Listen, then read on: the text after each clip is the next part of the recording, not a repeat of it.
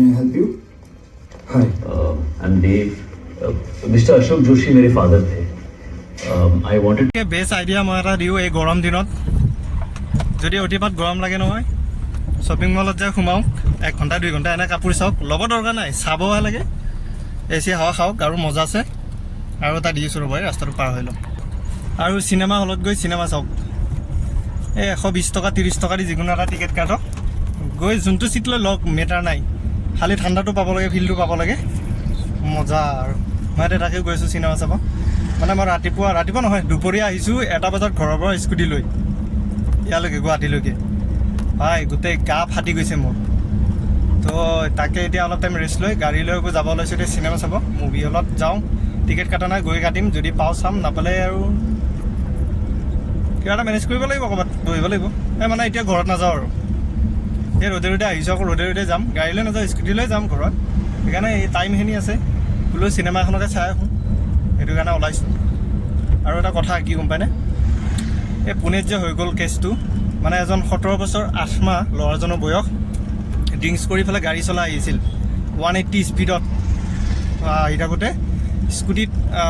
এটা ল'ৰা আৰু এটা ছোৱালী আছিল ল'ৰাটো আৰু ছোৱালীটো দুইজনে ইঞ্জিনিয়াৰ বৰ পাৰ্টি এটাৰ পৰা ওলাই আহিছিল এই যিজন ড্ৰিংক কৰি চলাই আহিছিল 17 বছৰ 8 মাহ ল'ৰাটোৰ হৈছে ন সেইজন ল'ৰাই দুইজনকে মাৰি পেলালে খুন্দাই পেলাই তাৰপিছত সেই যিজনে মাৰিলে কোৰ্টে শাস্তি কি দিছে গম পায় 300 শব্দৰ এটা মানে পেজ এটা লিখিব দিছে কি গম নাপাওঁ সেইটো মানে মই ইমান গম নাপাওঁ যিখিনি জানো কৈছোঁ 300 শব্দৰ পেজ এটা লিখিব দিছে আৰু তাক 15 দিন ট্ৰেফিক পুলিচৰ লগত ডিউটি দিছে এইটোৱে শাস্তি পাইছে মানে টকা পইচা থাকিলে ন চব মাফ হৈ যায় যিমান ডাঙৰ কেছ নহওক আৰু যদি আপোনাৰ টকা পইচা নাথাকে জেলৰ ভিতৰত সোমাই থাকিব লাগিব সেইটোৱে কথা এনেকুৱা ঘটনাও হৈ আছে ইণ্ডিয়াত ভাই আজিৰ যুগত মানুহ মাৰি পেলালে তাৰ শাস্তি কি দিছে চাওক না 15 দিন মাত্ৰ ট্ৰেফিক পুলিচৰ লগত ডিউটি এইটো কিবা কথা হ'ল এই ড্ৰিংকছ কৰি মাল খাই গাড়ী চলাই 180 160 স্পীডত যদি চিটিৰ ভিতৰত চলাই পেলাই মানুহ মাৰি পেলাই এই আৰু ছিষ্টেম ভাই আৰু যিজনে মাৰিছে ন তাৰ বাপেক কোনোবা ডাঙৰ বিল্ডাৰ মানে তো মানি ইজ এভৰিথিং পইচা মহাত্মা গান্ধী থাকিলেই হ'ল পকেটত প্ৰব্লেম নাই আৰু ভাই আজিৰ নিচিনা গৰম কিজানি এইকেইদিনত এই যিমান দিন হ'ল গৰম পৰিব আজিৰ নিচিনা গৰম কিজানি পৰা নাই ভাই দিছে ৰ'দ দিছে ৰাতিপুৱা 6টাৰ পৰা পূৰা মাৰিছে একদম ৰাস্তা খালী গৰমৰ কাৰণে এটা প্ৰাণীও ওলোৱা নাই চাগে নহ'লে এই পল্টন বজাৰ এই বিশালৰ এইখিনি এৰিয়াত যাম নালাগাকৈ থাকিব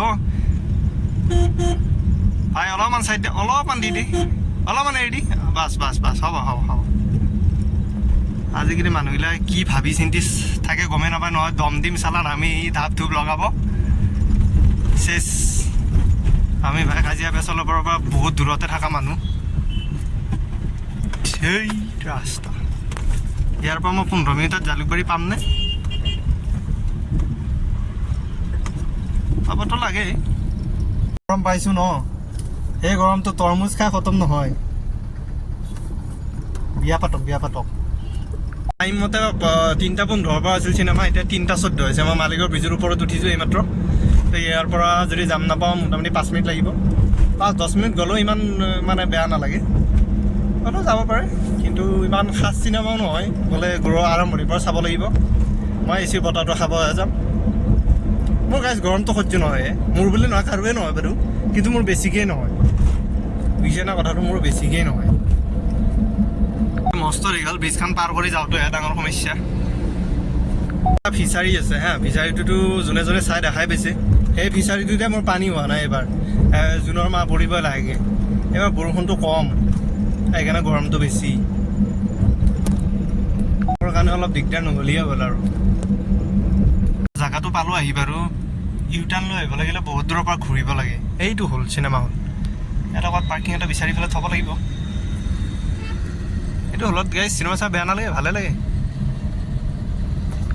গাইজ একদম ফাল্টু চিনেমা এখন চাব গৈছিলোঁ চিনেমা মানে এচিৰ হাৱাই খাব গৈছিলোঁ দিয়কচোন চিনেমা বুলি নকওঁ তো চাই মেলি আহি বাহিৰত ৰখি আছোঁ এতিয়া স্কুটিৰ কাৰণে স্কুটি লৈ মই ঘৰত যাম সেইটো কাৰণে ৰখি আছোঁ বহুত অপেক্ষা কৰি আছোঁ সেইপাৰৰ পৰা 1/2 ঘণ্টা হ'ল আহি পোৱা নাই তো আহিলে গুচি যাওঁ টোপনি লাগি আছে চিৰিয়াছলি এটা বেলা পূৰা গৰমত কটালোঁ এটা বেলা পূৰা ঠাণ্ডাত কটালোঁ ৰাতিটো এতিয়া কেনেকৈ কটাওঁ টেনশ্যন